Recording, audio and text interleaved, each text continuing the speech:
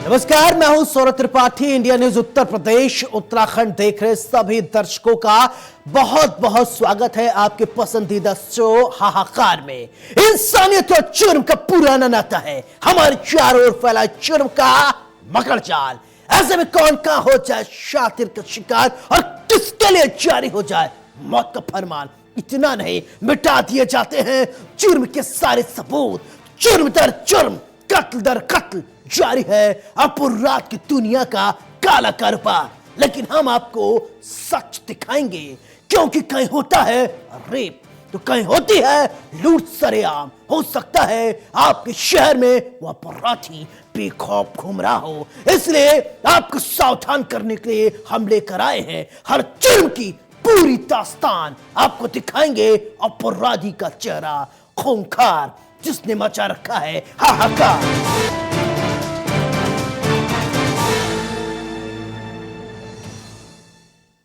पूर्वांचल के mafia don Mukhtar Ansari को पंजाब से उत्तर प्रदेश की जेल में लाने की तैयारी की जा रही है। रास्ता अब साफ हो गया है।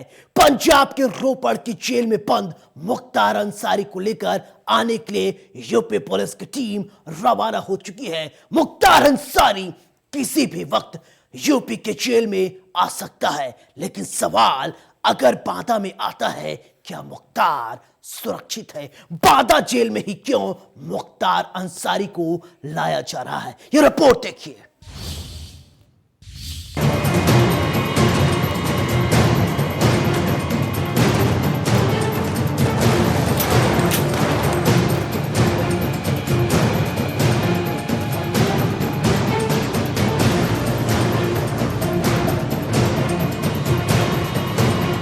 मुख्तार की यूपी में होगी वापसी। 2 साल 3 महीने बाद यूपी के पिंजरे में डॉन की वापसी।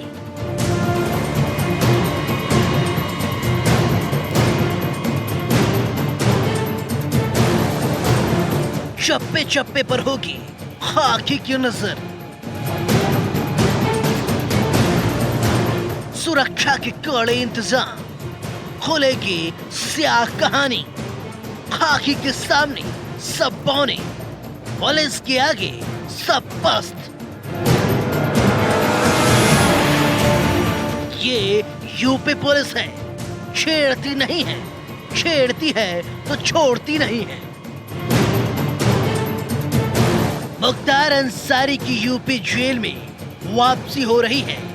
मुख्तार अंसारी वो नाम जिसने जराइम की दुनिया से राजनीति में अपनी मजबूत पकड़ बनाई, वहीं मुख्तार अंसारी 2 साल 3 महीने बाद यूपी के बांदा जेल आ रहा है, जिसके लिए पुलिस पूरी तरीके से तैयार है।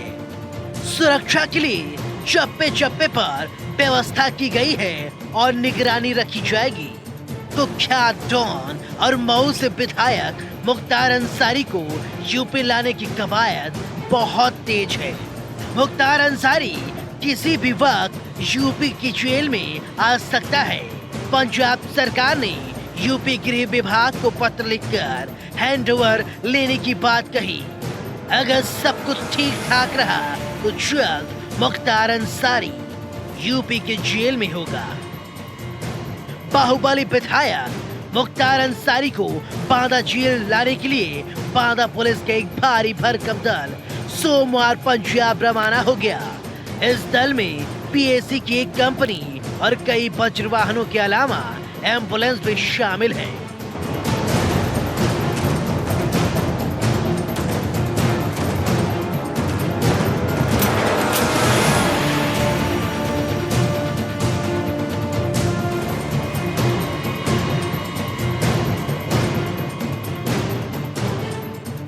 उधर मुख्तार अंसारी के बड़े भाई और गाजीपुर से बहुजन समाज पार्टी के सांसद अफजाल अंसारी ने मुख्तार अंसारी को उत्तर प्रदेश की जेल में रखे जाने के दौरान कोई षड्यंत्र रचे जाने की आशंका जता रहे हैं। सुप्रीम कोर्ट के आदेश पर पंजाब के रोपड़ जिले की जेल में बंद मुख्तार अंसारी और मऊ से विधायक को बांदा जेल लाने के लिए टीम रवाना है। टीम में पीएसी की कंपनी के अलावा अत्याधुनिक हथियारों से लैस 80 पुलिस जवान भी शामिल हैं। सुरक्षा की दृष्टि से इसे बेहद गोपनीय रखा गया है। आज सवेरे बांदा पुलिस लाइन से मुख्तार अंसारी को लेने के लिए टीम रवाना हो चुकी है। टीम को रवाना हुए कम से कम 6 घंटे अब तक हो चुके हैं। अब ये तय हो चुका है लगभग 850 किलोमीटर दूरी है, और तो जो टीम अभी गई है उस हिसाब से जब लगाया जाए तो 24 घंटे के बाद ही मुख्तार अंसारी बांदा आएंगे। तो मतलब यानी कि मुख्तार अंसारी कल तक बांदा आएंगे। अब बात करें जेल की सुरक्षा व्यवस्था की, तो मुख्तार अंसारी के आने की बात को लेकर के जेल प्रशासन काफ़ी चुस्त दुरुस्त हो गया है। पूरे इलाके को सीसीटीवी से लैस कर दिया गया है। लगभग 2 दर्जन सीसीटीवी कैमरों की निगरानी में पूरा ये परिसर है। जेल के बाहरी गेट पर ही देखिए यहाँ पर ये सिपाही तैनात कर दिया गया है, जो किसी भी आने जाने वाले से पूछताछ बाकायदा पूरी जानकारी करने के बाद ही अंदर उसको वो आ जा सकता है। और बात करें हम तो ये एक बगल में एक नया निर्माण दिखाई दे रहा है, नया कंस्ट्रक्शन दिखाई दे रहा है। ये सिपाहियों और पुलिस को बैठने के लिए वो जगह बनाई जा रही है, एक चौकी बनाई जा रही है जहाँ पर लोग बैठेंगे। एक नया निर्माण हो रहा है, यानी कि सुरक्षा व्यवस्था में कोई कमी ना हो, और निर्माण जिस बात किया जा रहा है कि सुरक्षा व्यवस्था में कोई कमी ना हो। और पूरा इलाका जो है यहाँ चाक चौबंद है, फोर्स बढ़ा दी गई है, ड्यूटी आवर्स भी बढ़ा दिए गए हैं। और बात करें अगर हम आगे की, तो चूँकि मुख्तार अंसारी को बांदा में आना है, इसलिए उसकी सुरक्षा और स्वास्थ्य को लेकर भी काफ़ी काम किया गया है। इस जेल परिसर के बगल में ही सामने जो है ये एक एम्बुलेंस तैनात कर दी गई है। जो एम्बुलेंस जो है जब मुख्तार अंसारी आएंगे, अगर कोई क्रिटिकल मामला होता है तो उस परिस्थिति से निपटने के लिए एम्बुलेंस बाकायदा यहाँ तैनात कर दी गई है। कुल लगता है कि जो है बांदा जेल इस वक्त मुख्तार अंसारी को आने को लेकर के काफ़ी चुस्त व्यवस्थाओं के साथ लैस हो चुका है। अब आगे मुख्तार अंसारी जब आएंगे तो उसकी स्थिति है, ये आगे देखना होगा। बांदा जेल में मुख्तार की वापसी की खबर के बाद जेल की सुरक्षा बढ़ा दी गई है। दिल्ली से आए इंजीनियरों ने बांदा जेल के सीसीटीवी कैमरों और जैमर को चेक किया, उनकी कमियां दुरुस्त की। प्रभारी जेल अधीक्षक प्रमोद तिवारी ने बताया कि मुख्तार को रखे जाने वाले जेल की बैरक संख्या 15 में रोशनी, पेयजल व्यवस्था, साफ सफाई दुरुस्त करा दी गई है। उन्होंने बताया कि इस बैरक में दूसरे बंदी नहीं पहुंच पाएंगे और 3 बंदी रक्षक बैरक के अंदर भी तैनात रहेंगे। मुख्तार अंसारी एक मामले में पंजाब की रोपड़ जेल में बंद हैं। अंसारी को लाने के लिए राज्य सरकार और पंजाब सरकार के बीच उच्च न्यायालय तक बात पहुंच गई थी। 26 मार्च को सुप्रीम कोर्ट ने फैसला सुनाते हुए मुख्तार अंसारी को उत्तर प्रदेश भेजने का आदेश दिया। रोपड़ जेल में से आज मुख्तार अंसारी को लेने के लिए यूपी पुलिस बांदा जेल से चल पड़ी है। पूरा लाम लश्कर प्रशासन का, सिविल प्रशासन, सेहत विभाग के अधिकारी यहाँ पे रोपड़ में आज तैनात हैं। आप मेरे पीछे देख सकते हैं, पुलिस जो सुरक्षा कर्मी हैं, सड़क पर किसी तरह की ट्रैफिक समस्या ना हो और किसी तरह की कोई दिक्कत का सामना ना करना पड़े, क्योंकि सुरक्षा प्रबंधों को लेकर भी मुख्तार अंसारी ने बड़े सवाल खड़े किए थे। मुख्तार अंसारी के परिवार ने बड़े सवाल खड़े किए थे कि उसकी जान को खतरा है। उसके बाद यूपी प्रशासन ने एक पत्र लिखा था कि हमें सौंपा जाए मुख्तार अंसारी को, जिसके बाद पंजाब सरकार के ऊपर बड़े आरोप भी लगे कि जेल में मुख्तार अंसारी को वीआईपी ट्रीटमेंट दिया जा रहा है। उसके बाद पंजाब सरकार ने खुद इन आरोपों को बेबुनियाद बताते हुए एक पत्र लिखा और 8 अप्रैल से पहले मुख्तार अंसारी को वापस ले जाने के लिए कहा। और आज मुख्तार अंसारी को लेने के लिए बांदा जेल में ले जाने के लिए आज यूपी की पुलिस रोपड़ जेल में पहुंच रही है और कागजी कार्रवाई की जा रही है जेल के अंदर। और मीडिया कर्मियों को जेल के पास जाने की अनुमति नहीं है, क्योंकि सुरक्षा प्रबंधों को लेकर किसी तरह की कोताही ना हो, इस चीज़ को लेकर प्रशासन पूरी तरह से अपनी कमर कसे हुए है। और देख सकते हैं आप मेरे पीछे, पुलिसकर्मी पूरी तरह से तैनात हैं और ट्रैफिक की वजह से भी किसी तरह की दिक्कत ना हो, मुख्तार अंसारी को लेकर सुरक्षित बांदा जेल में पहुंचाया जा सके, इसी चीज़ को लेकर प्रशासन के जितने भी डिपार्टमेंट है, सेहत विभाग हो, इसके अलावा पुलिस विभाग हो या फिर सिविल प्रशासन हो, वो पूरी तरह से तैनात हैं। यानी बात साफ है, डॉन मुख्तार तो अब यूपी की जेल में होगा। प्रशासन भी पूरी तरह से तैयार है, किसी प्रकार की कोई लापरवाही नहीं बरतना चाहती है। हर स्तर पर सुरक्षा की व्यवस्था की जाएगी। खैर, मुख्तार अंसारी को पहले तो यूपी के बांदा जेल लाया जाएगा, इसके बाद आगे की क्या कुछ कार्रवाई होगी ये पुलिस के आला अधिकारी ही तय करेंगे। इंडिया न्यूज के लिए बांदा से आमिर हुसैन की रिपोर्ट। मुख्तार अंसारी को आखिर बांदा ही क्यों, बांदा जेल में ही क्यों लाया जा रहा है, ये एक अपने आप में बड़ा सवाल है, क्योंकि मुख्तार अंसारी कोई साधारण नाम नहीं है। पूर्वांचल में उसकी पकड़ बहुत मजबूत है, इसलिए लगातार ये कोशिश की जा रही है ऐसी जगह पर रखा जाए जहां पर मुख्तार के गुर्गे और उसके लोग वहां पर सक्रिय न हो। शायद यही वजह है कि बांदा जेल को ही चुना गया है। ये रिपोर्ट देखिए।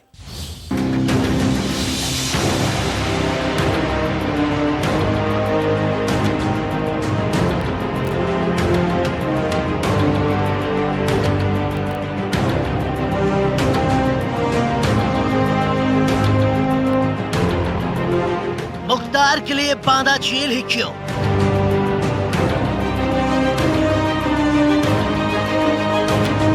बांदा जेल कितना है सुरक्षित, कहीं और भी रखा जा सकता था। मुख्तार अंसारी को बांदा जेल में ही क्यों रखा जा रहा है, ये बड़ा सवाल है, क्योंकि मुख्तार अंसारी एक बड़ा नाम है और पूर्वांचल में उसकी पकड़ काफी मजबूत है। इसलिए पूर्वांचल से कहीं और मुख्तार को रखा जाना बेहतर था और मुख्तार को ऐसी जगह रखा जाना था जहां पर मुख्तार के गुर्गों की पकड़ मजबूत न हो और जेल भी सुरक्षित हो।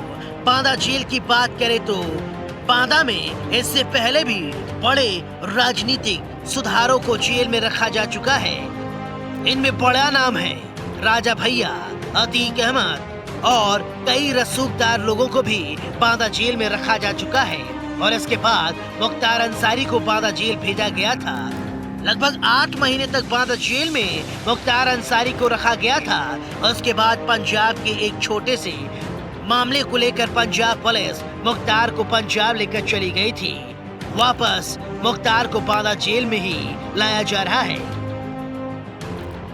उत्तर प्रदेश सरकार की अपराध और अपराधियों के प्रति जीरो टॉलरेंस के नीति के तहत उत्तर प्रदेश पुलिस को जघन्य आपराधिक mafia gang leader IS 191 Mukhtar Ansari के विरुद्ध एक महत्वपूर्ण सफलता प्राप्त हुई है। सरकार के द्वारा माफियाओं के विरुद्ध लगातार चलाए जा रहे अभियान और उनके विरुद्ध की गई सख्त कार्रवाई के फलस्वरूप अधिकांश अपराधी या तो जेल में हैं या राज्य के बाहर पलायित हो चुके हैं। उसी क्रम में मुख्तार अंसारी भी वर्तमान में पंजाब जेल में निरुद्ध है तथा पिछले कई माह से उत्तर प्रदेश में विभिन्न तिथियों पे जो न्यायिक प्रक्रिया है आने से बचने के लिए तरह तरह के हथकंडे इस्तेमाल करता रहा है। आतंक और अपराध के कारण मुख्तार अंसारी के द्वारा पूर्वांचल की कोयला मंडियों तथा ठेकों पे अपना आधिपत्य स्थापित कर करोड़ों रुपए की मासिक उगाही पहले की जाती रही है तथा व्यापारियों को भी धमकी देकर उनसे गुंडा टैक्स की वसूली की जाती रही है। वर्तमान में उत्तर प्रदेश सरकार की सख्त कार्रवाई के फलस्वरूप मुख्तार अंसारी के गुर्गों तथा उसके शरणदाताओं को सख्त कार्रवाई करते हुए इनके आर्थिक साम्राज्य को ध्वस्त किया गया है। मुख्तार अंसारी द्वारा अर्जित अवैध संपत्ति को गैंगस्टर एक्ट के तहत कुर्क करते हुए तथा इसके द्वारा किए गए अवैध निर्माण को भी ध्वस्त किया गया है। इसके गैंग और उसके सहयोगियों के कब्जे से जब्त, अवमुक्त तथा ध्वस्त की गई संपत्ति का अनुमानित मूल्य लगभग 192 करोड़ 6,22,000 रुपये है। उक्त गैंग के अन्य बेनामी अवैध संपत्तियों का भी चिन्हीकरण किया जा रहा है। बांदा जेल की बात करें तो बांदा बुंदेलखंड का एक जिला है और यहाँ अब तक कोई भी बड़े गैंग नहीं बन पाए हैं। गैंग और गैंगवार की दृष्टि से बांदा शांत इलाका है और बुंदेलखंड में बांदा तक मुख्तार के गुर्गों की पहुंच नहीं है। शायद यही कारण है कि मुख्तार को दोबारा बांदा जेल भेजा जा रहा है, जबकि बांदा से भी ज्यादा सही अन्य कई जिले हैं, लेकिन इसके बावजूद मुख्तार को बांदा जेल में भेजा जा रहा है, वो भी सुरक्षा कारणों से। इंडिया न्यूज के लिए बांदा से आमिर हुसैन की रिपोर्ट। एक तरफ अपराध और अपराधियों पर लगाम लगाने की कोशिश की जा रही है, दूसरी तरफ अपराधी हैं कि मानते ही नहीं। कब, कहां और कैसे कोई अपराधी का शिकार हो जाए कोई नहीं चाहता। कानपुर में दबंगों के हौसले इतने बुलंद हो गए हैं कि रुपयों के खातिर दिन दहाड़े गोलियों के ठाए ठाए की आवाज से मचा हाहाकार।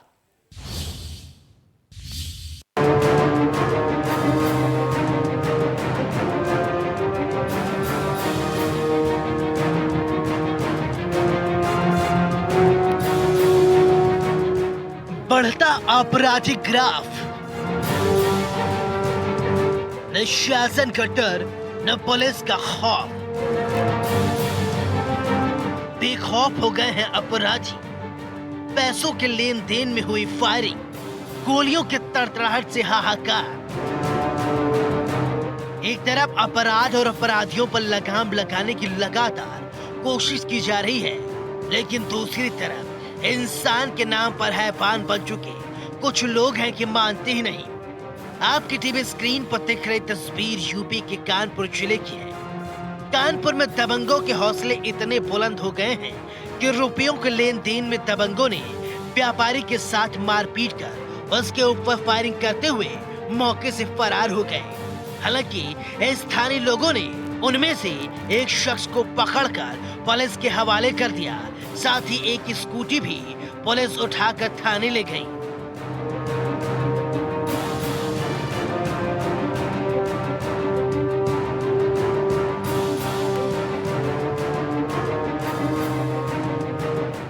वहीं फायरिंग की सूचना पर डीसीपी, एसीपी समेत भारी पुलिस बल मौके पर पहुंच गई और मामले की जांच में जुट गई। मामला काकादेव थाना क्षेत्र के सर्वोदय नगर चौहान भोजनालय के पास का है, जहां बताया जा रहा है बर्रा के रहने वाले विजय शुक्ला उर्फ बउआ ने शीतल गुप्ता से लॉकडाउन के दौरान 3 लाख रुपए ब्याज के लिए थे, जिसका वो समय से ब्याज भी दे रहा था। पीड़ित का कहना है कि उसको अब कुल 1.5 लाख रुपए शीतल गुप्ता को देना था।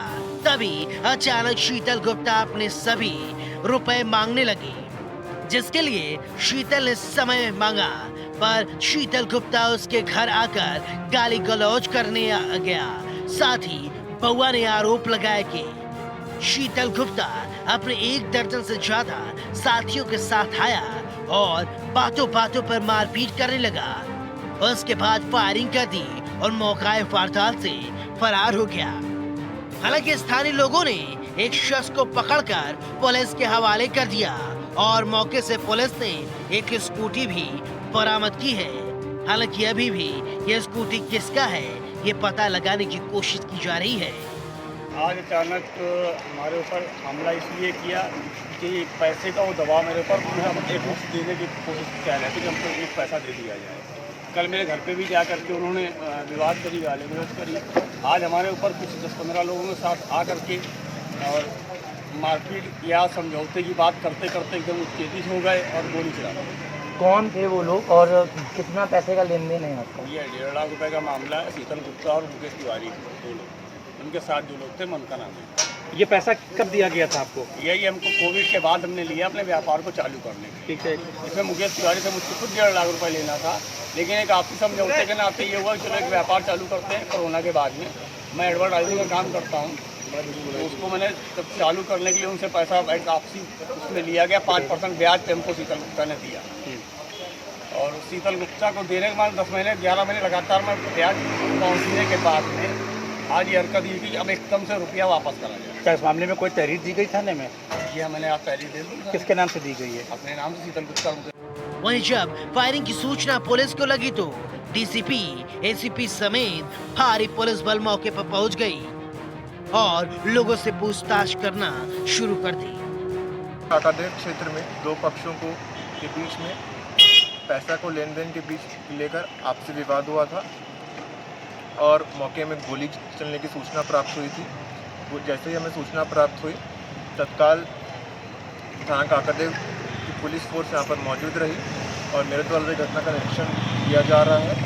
आवश्यक कार्रवाई करते हुए मुकदमा पंजीकृत किया जा रहा है। सर, प्रथम दृष्टया क्या लग रहा है क्या प्रथम दृष्टया दोनों पक्षों के बीच में आपसी पैसा को लेन देन का विवाद था और इसी जब उनका विवाद सेटल नहीं हुआ तो दूसरे पक्ष द्वारा फायरिंग की गई। सर, कौन लोग थे वो जिन्होंने फायरिंग की? अभी यहाँ पर सीसीटीवी फुटेज की एग्जामिनेशन की जा रही है, फील्ड यूनिट भी आ रही है और जो भी आवश्यक कार्रवाई है की जा। सर, क्या किसी को गिरफ्तार भी किया गया? अभी किसी को गिरफ्तार नहीं किया गया। सीसीटीवी फुटेज हम डिटेल में देखेंगे और उसके अकॉर्डिंग। एक तरफ अपराध और अपराधियों पर लगाम तो लगाने की कोशिश की जा रही है, लेकिन दूसरी तरफ लोगों में प्रशासन का डर क्यों खत्म हो रहा है, ये अपने आप में बड़ा सवाल है। खैर, तब देखने वाली बात होगी पुलिस आरोपियों पर क्या कुछ कार्रवाई करती है। इंडिया न्यूज के लिए कानपुर से सूरज सिंह की रिपोर्ट। यूपी पुलिस बदमाशों को उनके पिलों से खोज खोज कर निकाल रही है। पुलिस बदमाशों के लिए काल बन गई है। कब, कहां और कैसे कोई अपराधी आपराधिक गतिविधियों को अंजाम दे रहा है, पुलिस की पैनी नजर उस पर लगातार है। देखिए गोलियों की तड़तड़ाहट के बीच कैसे मचा राजधानी लखनऊ में हाहाकार।